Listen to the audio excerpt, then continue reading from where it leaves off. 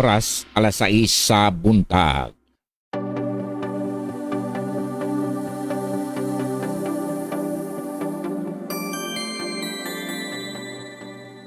Ito ang Far East Broadcasting Company Philippines. Sa kanyang ika-77 taong pagbabahagi ng mabuting balita sa mundo para kay Kristo hanggang marinig ng lahat.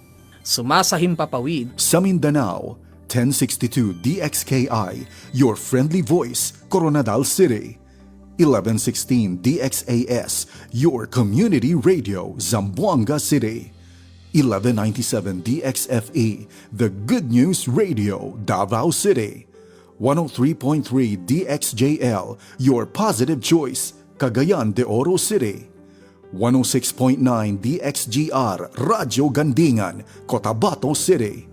Sa Visayas, 1233 DYVS, Sweet Voice of Salvation, Bacolod City. Up 987 DYFR, Life Changing, Cebu City. 97.5 DYFE, Unang Tugon ng Pamayanan, Tacloban City. Sa Luzon, 1143 DZMR, Missions Radio, Santiago City. CARE 104.3 The Way FM, Legazpi City. 106.3 DZRK, Quezon, Palawan. 98.7 DZFE, The Master's Touch, Metro Manila. At 702 DZAS, Agapay ng Sambayanan, Mega Manila. FEBC Philippines, ibinabahagi si Kristo para sa mundo.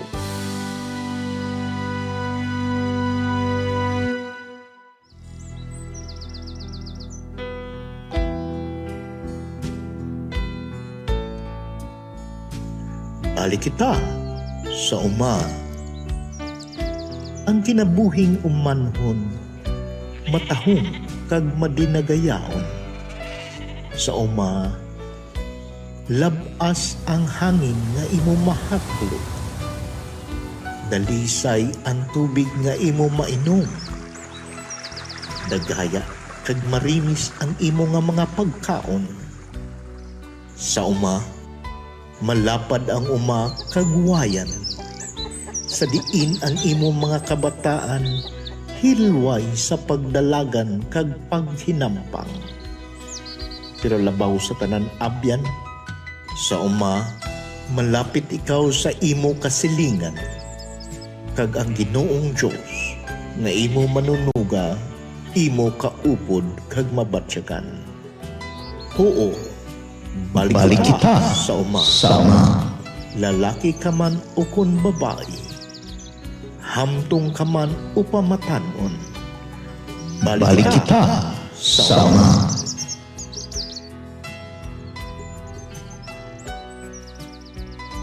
Kini nga programa hatid kaninyo sa DXFE Far East Broadcasting Company and JKR Multimedia Ministries. Ug karon ang inyong farmcaster.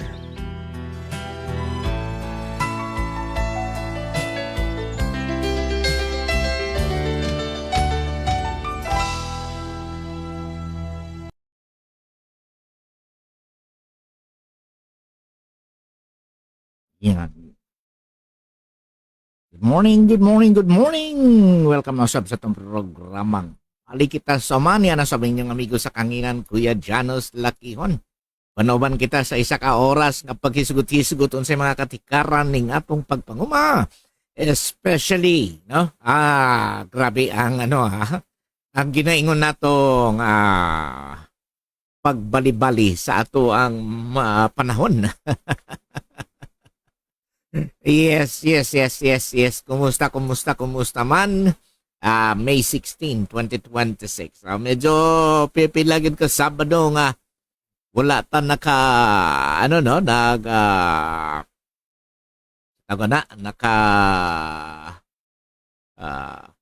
unat. Nakaprograma tungod kay wala punta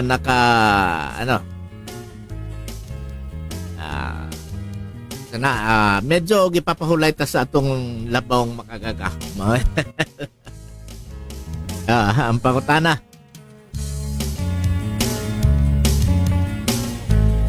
Oh, nakapagpasalamat na ba sa atong labawng makagagahom? Na especially, yun nga. Another day that is given to us by our Lord Jesus Christ. Of course, no? Pao ba na to karong buntaga? Ang ato mga partners diya sa technical side, si Kuya Don. Kuya Don ba? Yeah. Kuya Don Kagas. Kuya Don? Yes. And si Kuya Julius, no? Malyabo sa DXFE. Apan na tuloy tayo na ako atong hangyo, no, sa atong mga kapamilya diri sa DXFE nga wala pa kita sa atong kahanginan tungod kay nga atong tower na mga technical glitches nagapadayon ng atong mga technical men and women. Nasi Atibo og si Kuya Elkin with Kuya Julius nga naga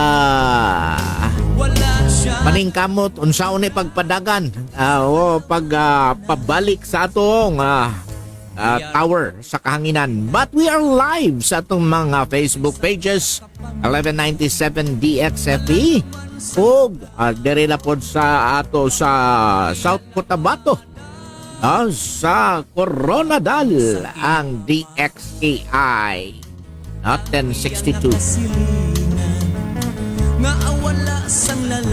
Kumusta man ang atong mga partners diha nga padayon nga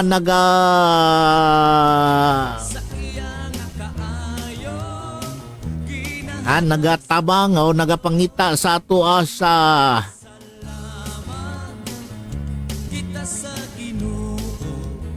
kahanginan kay muraog dugay-dugay gyud nawala. Yes, so of course di man gyud nato na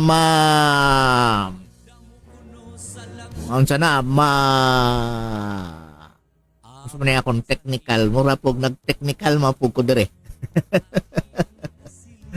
Yes, nawala po ning ako ang mga controls.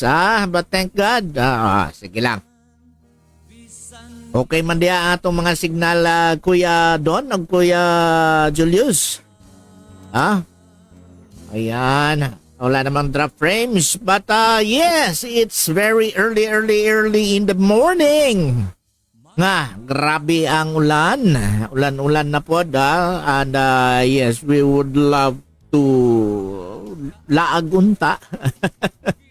But dili ta kalag sa karon later on sa atong agri-news ug sa atong weather updates, no, atong tanawon unsay dagan ning ato ang mga padagan ning atong panahon.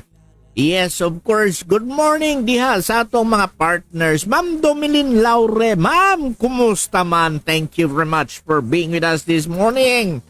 Si Sir Pat Amarillo diha sa Matanaw, sir. Kumusta man diha, sir?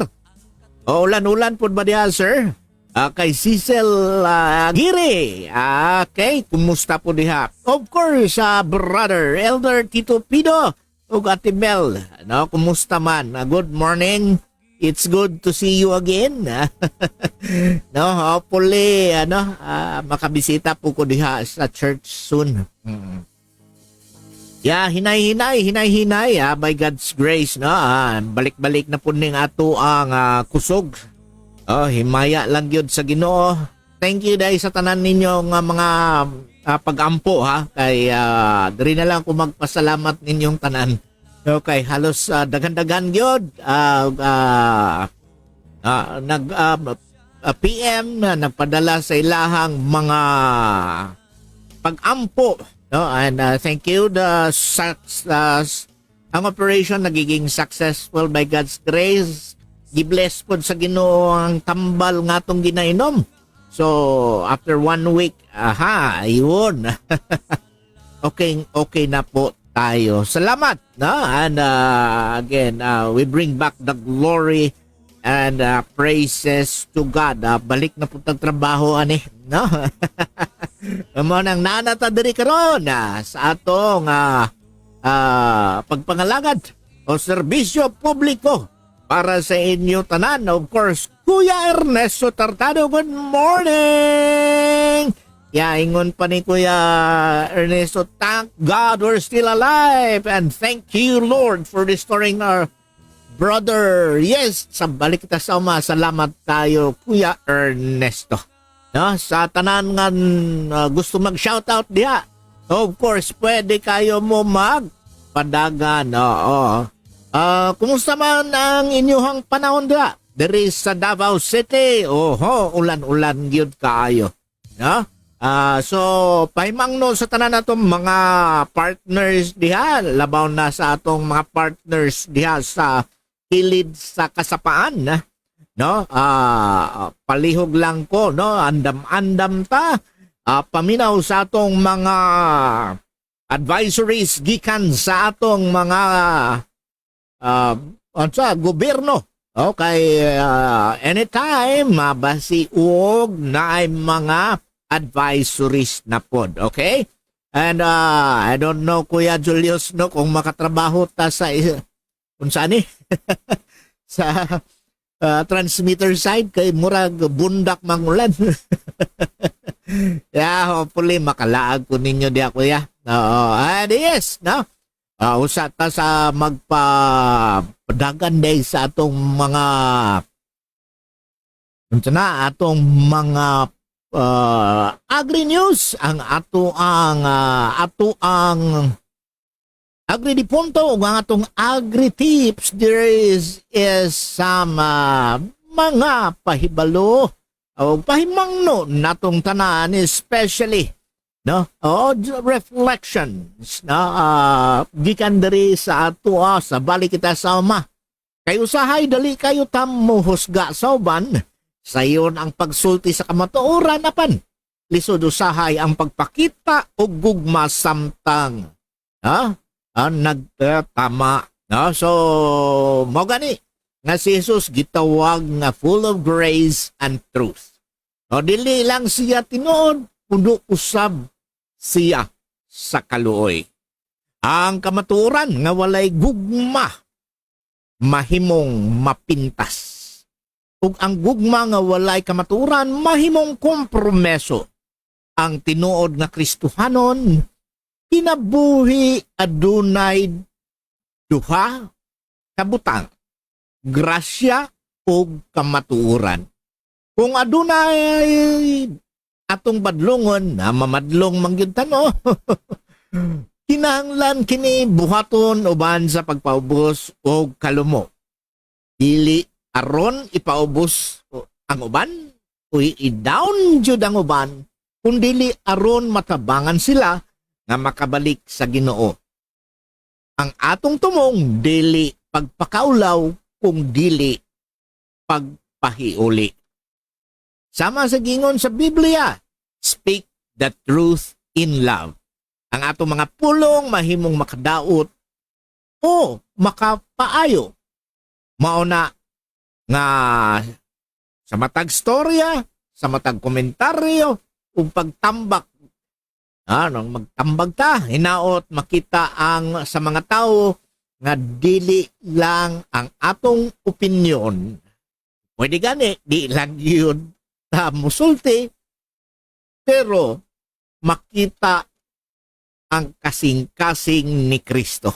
Mga igsoon, before tamutulid sa uban, gay ko po, igo mapuntaan mangutana usata sa atong kagalingon, makita ba nila si Jesus sa akong pamatasan o sa mga pulong? Ako si Kuya Jans, padayon kita nga mubalik sa Ginoo ug mubalik kita sa uma. Mao na ang atong reflection karong buntaga sa atong pagbalik. Ang atong Agri-News.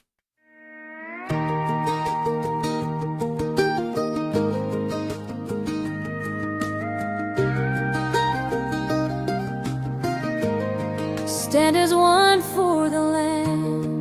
From the hills beneath open skies, we rise in faith, we rise to serve. With steady hands and hopeful eyes, we walk the calling we deserve. Smallholder dreams we lift up high, with courage strong across the land. Through wisdom, heart, and unity, together we will stand.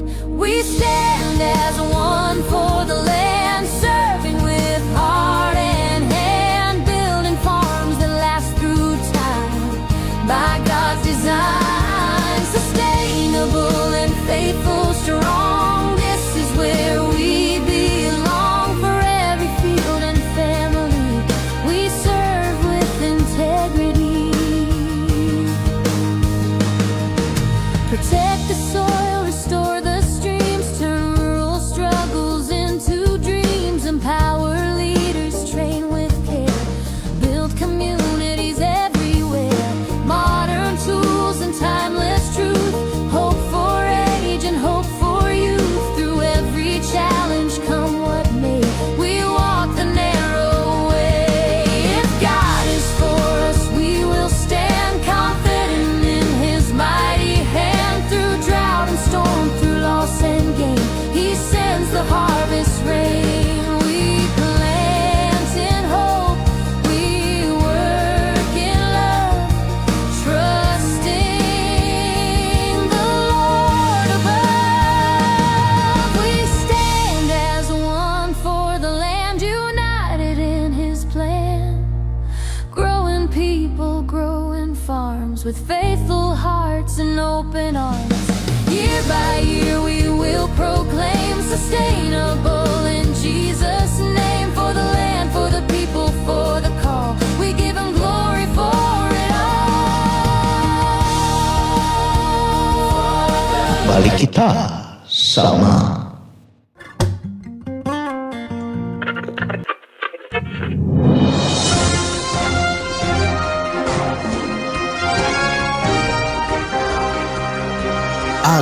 Agri-News.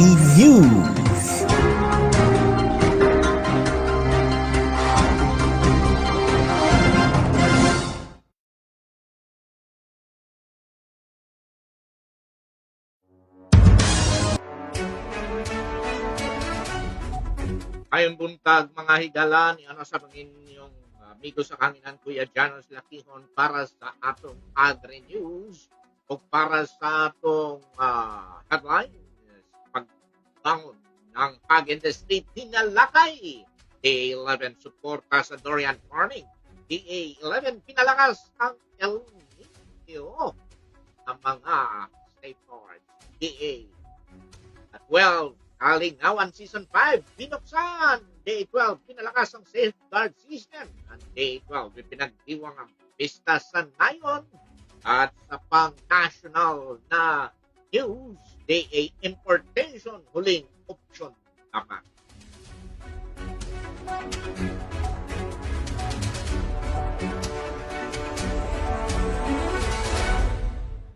At ngayon ang mga detalye ng ating balitang pang-agrikultura ngayong linggo. Pagbangon ng hog industry, tinalakay sa convention. Nagkaisa ang pamalaan at mga leader ng industriya ng baboy sa ginanap na ika-32nd National Hog Convention and Trade Exhibit sa SMX Convention Center, Davao City para palakasin muli ang hog industry sa bansa.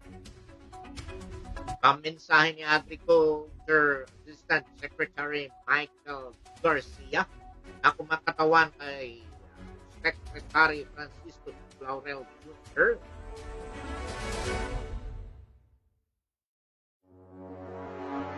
Iniyak nito ang patuloy na suporta ng Department of Agriculture sa mga hog raisers upang mapabilis ang pagbangon ng industriya mula sa hamon-dulad ng African Swine Fever. Ayon kay Garcia, nakatuon ang DA sa pagpalawak ng access Kadikalidad na breeder stocks, serbisyong veterinaryo, ayuda sa pangutang at makabagong technology upang maging mas matatag at competitive ang local na production ng baboy. Binigyan din sa convention ang kahalagaan ng pagtutulungan ng gobyerno at pribadong sektor para matiyak ang sapat at ligtas na supply ng karne sa Pilipinas. At sa ibang dako naman, DA11 suporta sa sustainable durian farming. Pinagtibay ng Department of Agriculture Region 11 na ang suporta nito sa sustainable at climate resilient na pagsasaka sa paglulunsad ng ikalawang yugto ng Durian Development Initiative ng MINDA, POICA at Camp Asia. Kinatawan ni Regional Technical Director for Operations Mary Ann M. Constantino, si Regional Technical Director Macario Gonzagan, sa naturang aktibidad na naglalayong mapalakas ang produksyon at ng durian at iba pang tropical crops sa Mindanao. Sa ilalim ng proyektong income enhancement of farmers through strengthening a sustainable agriculture environment in Mindanao, Philippines, mula 2026 hanggang 2028, tutukan ang pagpapabuti ng farming systems, pagpapalakas ng mga kooperatiba at pagpapalawak ng market opportunities para sa mga magsasaka. Ayon sa DA11, mahalaga ang pagtutulungan ng pamahalaan at international partners para mapanatili at matatag ang makakalikas ng agrikultura habang pinapatas ang kita ng mga durian growers sa rehiyon.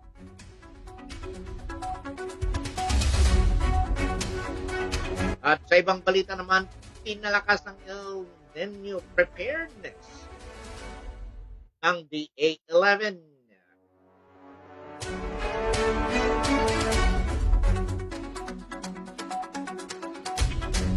Inaiting ang Department of Agriculture Region 11 ang paghanda laban sa epekto ng tagtuyot upang maprotektahan ang produksyon ng mga magsasaka at mangingisda sa rehiyon. Ayon kay DA11 spokesperson Arlan Redita, nagsagawa ang ahensya ng lingguhang monitoring sa mga sakahan sa pamamagitan ng Seasonal Climate Outlook Advisories upang gabayan ang mga magsasaka sa kanilang pagtatanim. Kabilang din ang preparasyon at validation ng planting targets, paggawa ng information materials, regional coordination meetings, at buffer stocking ng farm input. Ininok din ng DA11 ang mga local agriculture offices na magsumiti ng veripikadong ulat gamit ang larawan at geotagging pang mapabilis ang pagtuong sa mga maaapektuhang lugar. Nag-ag pa ni Dedisa, target ng ahensya na maisalba ang produksyon ng mga vulnerable areas sa pamamagitan ng water management, crop shifting, pamamahagi ng gamot at biologic para sa hayop, feed supplements, farm equipment, and cloud seeding operation.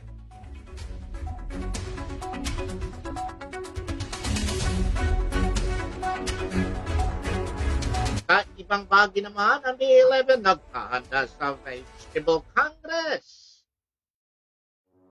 Naghahanda ang Department of Agriculture Region 11 at ang Vegetable Industry Council of Southern Mindanao VIXMIN para sa nalalapit na National Vegetable Congress. Isinagawa ang isang coordination meeting na dinuhan ng DA11 Regional Technical Director for Operations, Mary Ann Constantino, kasama ang mga kinatawan mula sa High Value Crop Development Program, Regional Agricultural Fisheries Council at Agribusiness and Marketing Assistance Division. Tinalakay sa pagpupulong ang pagpapalakas ng koordinasyon at mas maayos na preparasyon upang matiyak ang matagumpay na pagsasagawa ng National Vegetable Congress. Layunin ng aktibidad na maisulong ang pag-unlad ng vegetable industry sa rehiyon habang patuloy na sinusuportahan ang mga local na magsasaka at agribusiness stakeholders sa Davao Region. Ayon sa DA11, mahalaga ang pagtutulungan ng iba't ibang sektor upang mapalawak ang produksyon at market opportunities opportunities para sa vegetable growers sa Mindanao.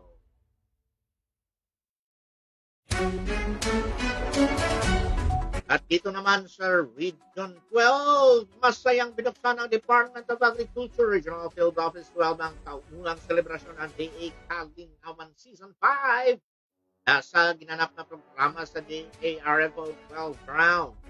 Naging tampok sa pagbubukas ang iba't ibang pagtatanghal ng kantahan at sayawan na sinabayan ng masigabong suporta mula sa mga kawani at panauhin ng ahensya.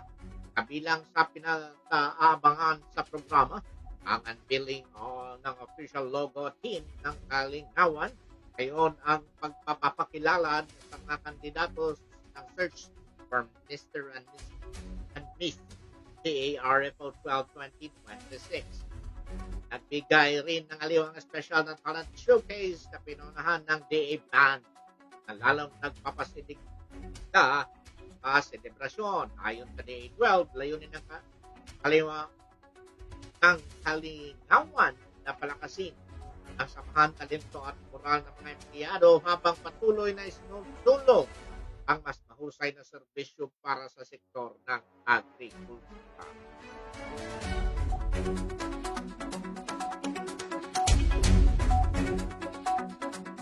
At sa ibang balita naman, sumailalim sa pagsasanay ang mga kinatuan mula sa iba't ibang banner program, special project at assessment interim unit ng Department of Agriculture Field Office 12 kaugnay ang mainstreaming of social and environmental safeguards. Pinakunahan ng Philippine Rural Development Project ang application bilang bahagi ng pagpapatibay at institutionalization ng safeguard system ng DARFO 12. Layunin ang pagsasanay na mapalawak ang kalaman at kakayahan ng kalahok sa tamang pamamahala ng environmental and social safeguards kabilang ang risk avoidance, minimization, mitigation, at management ng posibleng epekto ng mga proyekto sa komunidad at kalikasan. Ayon sa DA12, mahalaga ang paggamit ng safeguard principles sa regular na proseso ng pagpaplano, pagdisenyo, procurement, implementation at monitoring ng mga programa upang matiyak ang responsible at sustainable na pagpapatupad ng proyekto para sa sektor ng agrikultura. At kabilang nito, may pinagdiwang din ang pista sa ngayon sa DA12 sabay sa St. Day bilang bahagi ng selebrasyon ng 2026 Farmers and Fishers Folk Month nitong Mayo 14. Pinangunahan ang pagdiwang ng Department of Agriculture Regional Field Office 12 ang pista sa Nayon at St. Pedro East Day bilang bahagi ng selebrasyon. At sa kanyang mensahe ni Executive Director John Pascual, kasama si DA Assistant Secretary Layog, iba pang opisyal ng ahensya ng pamalaan. Ang aktibidad bilang pagkikilala malaking ambag ng mga magsasaka at mangingisda sa seguridad ng bansa. Nigyan din ni Red Pascual ang patuloy na suporta ng DA sa sektor ng agrikultura sa pamamagitan ng program sa kababong technologies at mas malawak na merkado at maagap na servisyo ng pagkain. Samantala, sinabi naman ni Asik Layog, ang bawat ani at pawis ng mga magsasaka at mangingisda ay simbolo ng sakripisyo at pagmamahal para sa kinabukasan ng bansa. Ayunin ang pagdiriwang na higit pang palakasin ang pagkakaisa at pagpapahalaga sa mga agricultural frontliners sa region. At para sa ating national news, nilinaw ng Department of Agriculture na mananatiling huling opsyon lamang ang importasyon upang mapanatili ang sapat na supply at matatag na presyo ng pagkain sa bansa. Kapag dinig ng House Committee North Luzon, Broth, Quadrangle, sinabi ni Agriculture Secretary Francisco Q. Laurel Jr. na mas prioridad ng pamalaan ang pagpapalakas ng local na produksyon kaysa umasa sa imported na produkto. Ayon sa kalihim, naghahanda rin ang DA laban sa posibleng matinding epekto ng El Nino sa pamamagitan ng pagpapalawak ng greenhouse farming, water storage system, drip irrigation, at solar-powered irrigation project.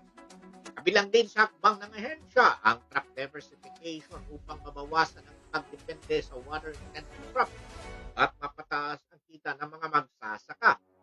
Samantala, simula sa September ay itaas ng National Food Authority ang buying price ng palay mula 22 piso kada kilo para sa sariwang ani, 20 piso naman para sa patuyong palay upang masuportahan ang farm gate prices. Bigyan din ni Secretary Laurel na manatiling data-driven at necessity-based ang anumang importasyon upang maprotektahan ang local na agriculture at ang mga farming. At ngayon naman sa ating balita sa ating weather update para sa Mindanao base sa latest bulletin ng DOST Pag-asa. Ang easterlies ug sa low pressure area mao ay makapekto karon sa pipila ka mga bahin sa Mindanao.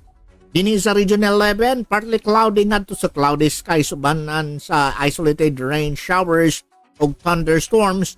Posible gyapon ang kalit nga kusog nga ulan sa hapon o gabi nga mahimong hinungdan sa localized flooding o landslide sa mountainous areas. Muragwa naman kaabot o gabi. O sayo man sa buntag. May ulan naman ganiha. Dari sa South Cotabato, Soc Sargent, Sarangani, Sultan Kudarat, Makasinati o cloudy skies with scattered rains and thunderstorms tungod sa easterlies nga epekto sa LPA. Bantay posibleng pagbaha o pagdahili sa yuta panahon sa kusog nga ulan. Uguban bahin pa sa Mindanao, partly cloudy skies, doon ay isolated rain showers ug thunderstorms labi na sa hapon hangtod gabi. So pahimangno lang no, likay ang pagpabilin sa daplin sa Suba ug landslide prone areas kung adunay kusog nga ulan. Ang mga mangingisda ug gagmayng sakayan gitambangan nga magmatngon bisan sa slight to moderate pa ang coastal nga waters. No, so ato makita diya sa atong background karon no nga pipila gyud ka mga areas diri sa Mindanao napagani gikan gyud diri sa east no. Rag dako pud gyud ni na low pressure area no. Hopefully the next few weeks no, few days mo ubos ni but kana lang pagpangandam and later pod sa ato ang with this nga mga projections sa atong weather no atong hisgutan po na later sa atong agri-punto. Human ni ini. Anita, lambuta, kusgan. Yuta na to ang pinggan. Anita, lambuta para sa Mindanao.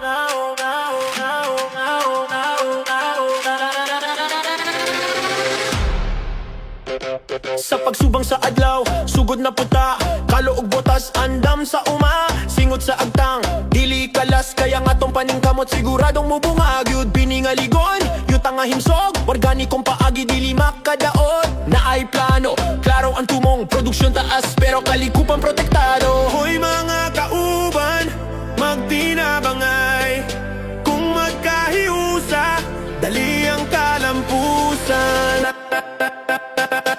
Anita, lambuta, protektahan ang yuta ug lasang, daghang bunga, daghang paglaom, kinaiyahan ang tugyod bantayan.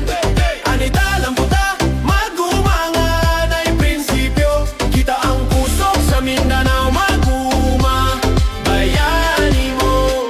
Balik kita sama.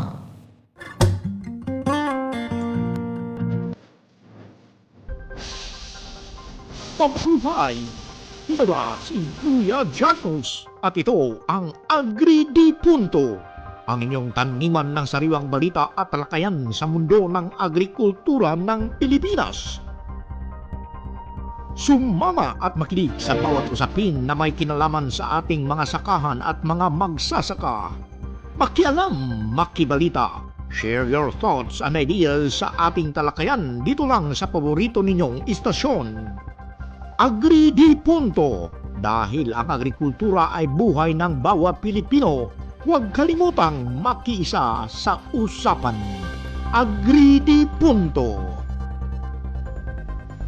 The views and opinions expressed by the hosts do not state or reflect those of the company and its management. Furthermore, the views, opinions, and insinuations made by the host or guests do not reflect those of the show, the management, and the network. Yan, good morning sa tanan nga mga kasauban na nato nga bagpo pagidin taon nga nakapasok no karong ang buntaga. Sir Celso Bughaw, good morning. Brother Tommy Remolino. Good morning dia sir. Kumusta man dia sir? Oo. Brad, hopefully magkita-kita po. And yes, sa tanan nato mga partners na nakikuban nato. No, diri sa atong mga programa. Ma'am Cherry Paraguay, good morning. Kumusta na po kayo? Yeah, thank you kayo, Ma'am Cherry. I said, para pagburat. Ma'am, yes, salamat no for the prayers. Diana, nakabalik na jud. Salamat sa ninyo. Oo, Ma'am Heidi Lansibuga. Ma'am, kumusta po diya, Ma'am? Kuya Ren Labis, Pariente, good morning. Salamat kayo for being with us. Ang atong mga partners na naadini karon. Medyo mainit-init ning atong topiko karong buntag. No, especially nga maingay ang politika at mabigat ang pagkain. Good morning Dede kay Ma'am Miss Michelle Jen Carbaquel Trazona. Salamat kayo for sharing ang ato ang atong live update karon no buntaga. And of course sa tanan nga mga kaubanan nato, Kuya Dex Lakihon, good morning. Kumusta dira? Ulan-ulan ba? Ma'am Virgie Nimit, and salamat kayo for being with us this morning. And of course, no, ang komentaryong hindi lang tumitingin sa atin sa ani, kundi sa direksyon ng pagkain, kabuhayan at kinabukasan ng bayan mo ng atong agri-di-punto karon. Well, for the past few weeks or days, maingay ang politika, maingay ang social media, maingay ang bangayan at sisihan. Pero habang maingay ang politika, may ibang bagay na tahimik na mabigat sa maraming Pilipino. Budget ng pamilya, gastos sa produksyon, at seguridad sa pagkain. Well, yesterday, May 15, nagsara ang piso sa mahigit 61 pesos per dollar. Para sa iba, numero lang yan sa balita.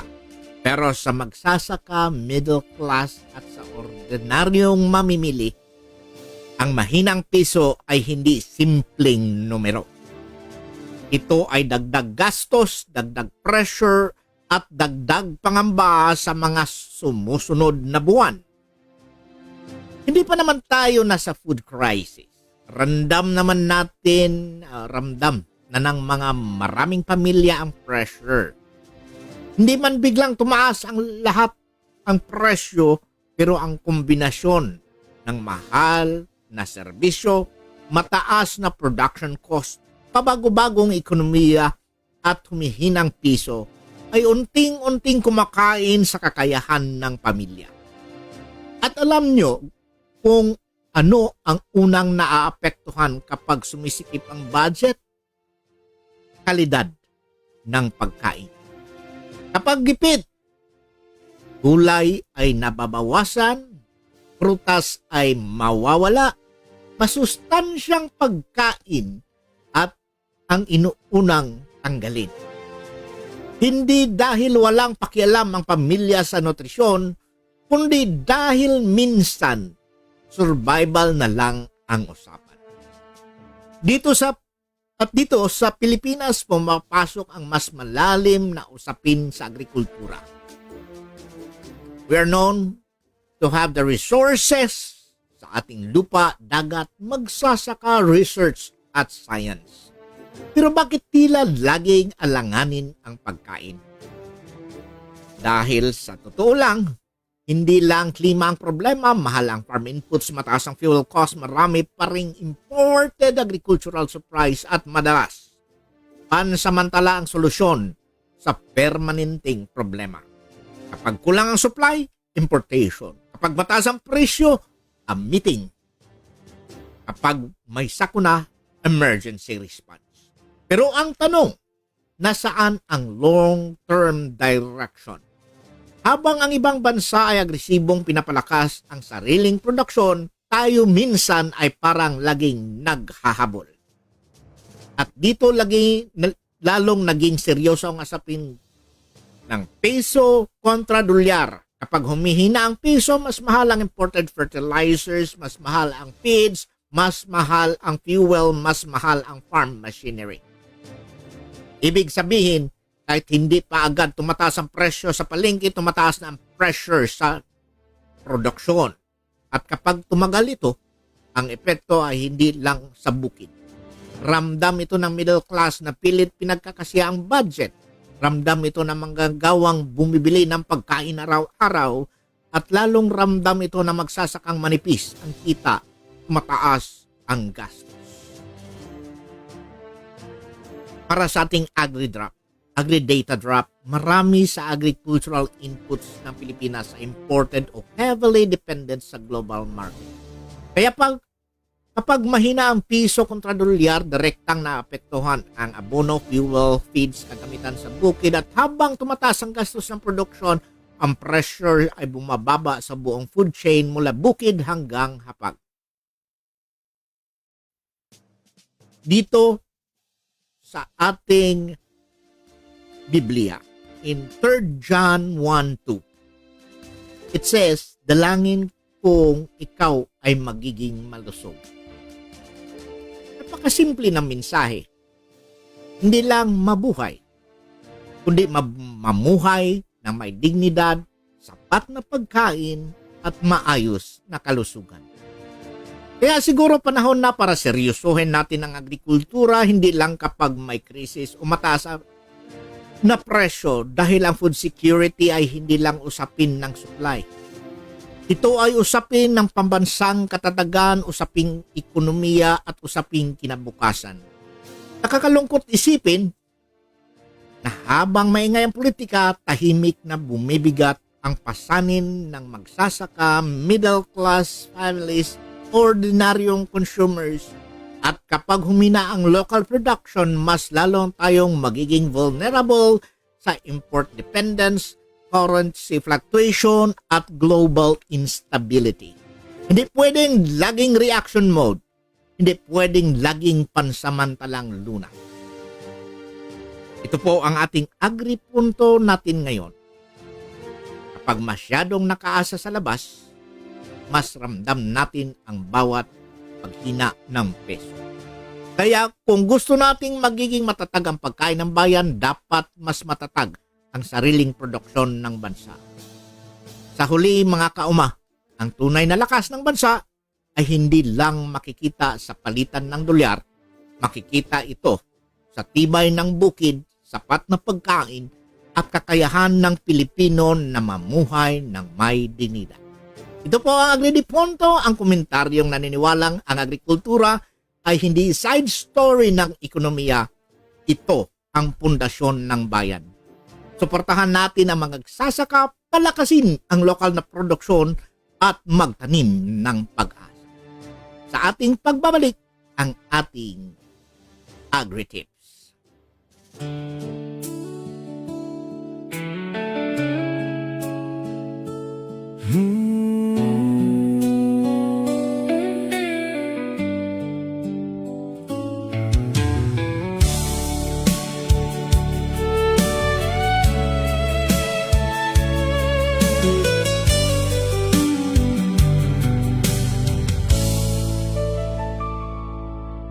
Ano na ang nangyayari sa'yo, Pilipinas kong mahal?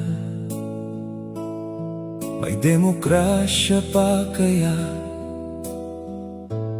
o pangalan na lamang? Magaganda ang ating batas, ngunit tila nasa papel lang. Kapag nasa kapangyarihan, katotohanan ay nalalamangan.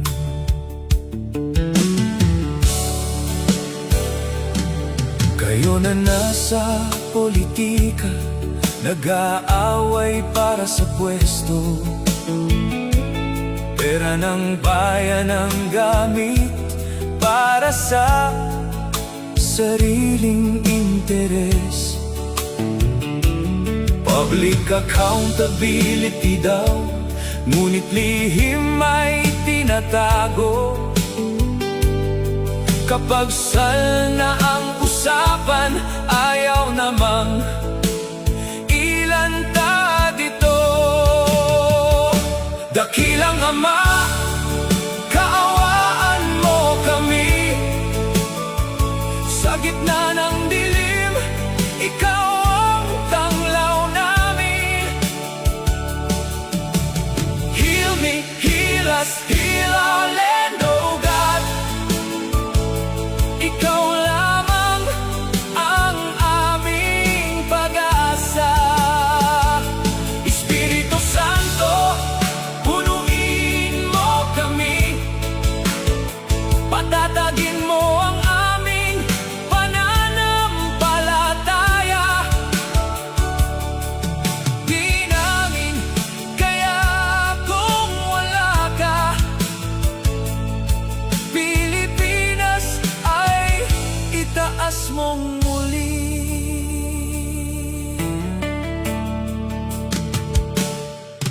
Sa gulong kanilang ginawa, publiko ang nahihirapan.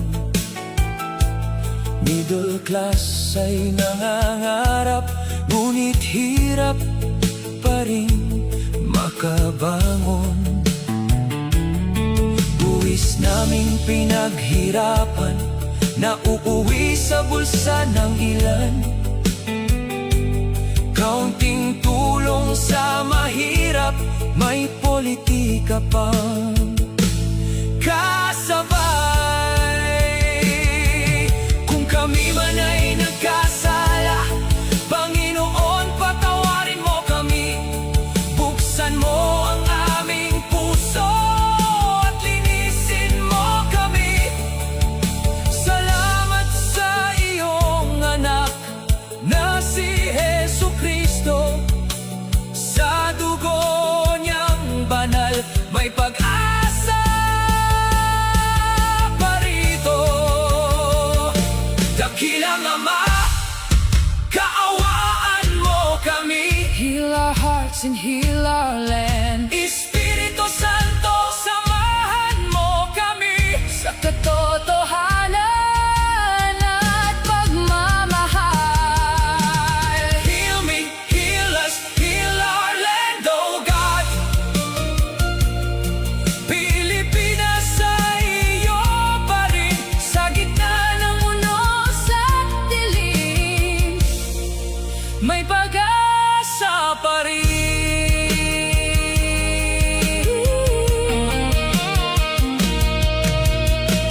Balik kita sama. Good morning! Ani-ana ang programang alang sa mag-uuma.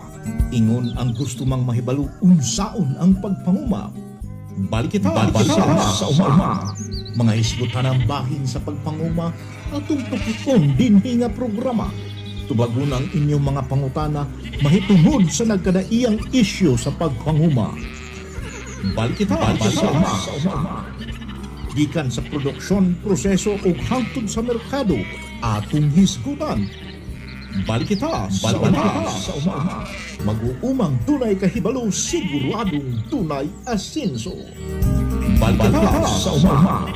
Alang sa produktibong mag-uuma, paminaw sa programang Balik kita sa uma. Kauban si Kuya Janos Lakihon.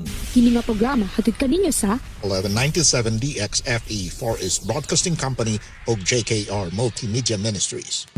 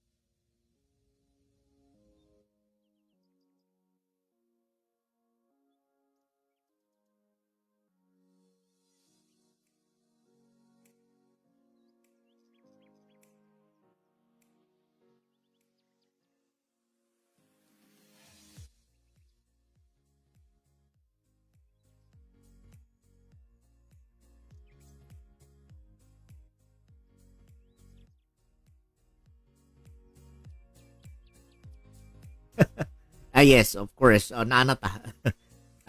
Yan. Nawala manggod kaniha. So atong mga tip ha, ayaw pasagdi hubad ang yuta. Tip number 2, patubig buntag ulit sa hapon. Number 3, compost is life. Makatabang mohold sa tubig, no? Mubuhi sa yuta. Number 4, ayaw sige hilabot sa yuta. Kanang sige gani ka og daro, no? Makapauga nagdali sa yuta, makaguba sa soil organisms. Og number 5, mix ang imong tanom. No, ayaw puro usara ka crop. Unya, wala na ipoy sagbot na bilin sa ubos, no? Kinahanlanon na. No, ayaw diverse farm mas resilient og peste. No, tip number 6, tiguma ang tubig sa ulan. No, ganiha kusog ang ulan ha. Then gani previously natong nahisgutan pod nga naay mga easterlies. No, so kung pwede makaipon na diha sa atong drum, tangke o balde basta na reserve sa tubig. Of course, diha sa atong poultry and livestock tips, no, siguraduha nga bugnaw ang tubig sa manok o hayop. Sa init nga panahon dali ra ma-dehydrate ang atong mga manok ug baboy. Siguraduha permi nga limpyo, bugnaw ug available ang tubig. Ayaw pud og overcrowded, no? Importante gyud na kay o hatagi o sila og enough space, no? Ang inyong mga alaga kay maguot na gani na, magilog na pud sa tubig, no? Number 9, butangi og shade o natural cooling, no? Kung pwede magtanom og kahoy, gamiti og netotrapal, no? Diha sa mga kahoy na to, especially diha sa atong mga sidelines, no? Mao na yung tawag natong agroforestry style. Bugnaw sa hayop, bugnaw pud sa yuta. Then, of course, likay ang stress sa pagpakaon. Mas maayo kayo sa buntag o late sa hapon pod. Paayaw kayo kanang ting-init na tubig na during noon time, no? Then, gamitan ang integrated farming system. Pananglitan ang manure sa hayop, mahimong compost, ang crop residues, mahimong pagkaon, walay sayang bay. Circular system ni. And of course, Importante yung kayo, paminaw sa weather advisories. Tanawa permi sa Pag-asa, sa DA advisories, no? O diha sa atong LGU update.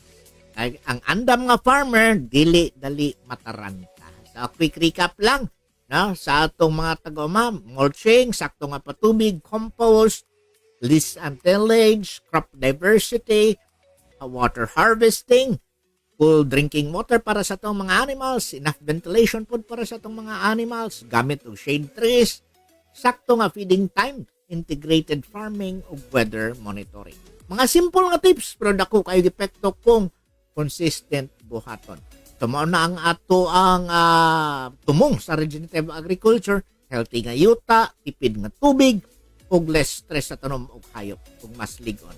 Ay buhi ngayuta, sakto ang sistema, mas dali makalahutay bisan init ang panahon. Okay? So kana ang atong agri-tips karon nga buntag. Daghang salamat, no? Wa naman tay igong panahon. Katong mga partners, no? Daghang salamat kayo sa inyong pakig-uban kanato sa susunod sa Sabado. Istoryahan nato unsay paglikay sa sakit sa manok o hayop panahon sa ting-init. No, kita-kita ta sunod Sabado. By God's grace. No? So, salamat kayo sa tanan. And of course, no, sa atong mga partners. Yeah. No, sa atong technical side, na si Kuya Don Cagas, ug na si Kuya Julius Palyabo. Of course, ang atong mga partners, mga managers na. Okay, no? Salamat kaayo. Salamat kay kayo po kay Ate Maggie o kay Pastor Alex. Pastor Alex, kumusta ka? Salamat sa mga of course, kay Miga Joy. Salamat kayo. Kini si Kuya Janos Lakihon, magaingon ang mag-uumang dunay kahibalo, dunay pag-asenso. Sa Diyos ang himaya, maayong Sabado ang natong and turn from their wicked ways. I will hear from heaven and forgive their sin. I will hear from heaven and heal their land. Lord, heal our land. Father, heal our land.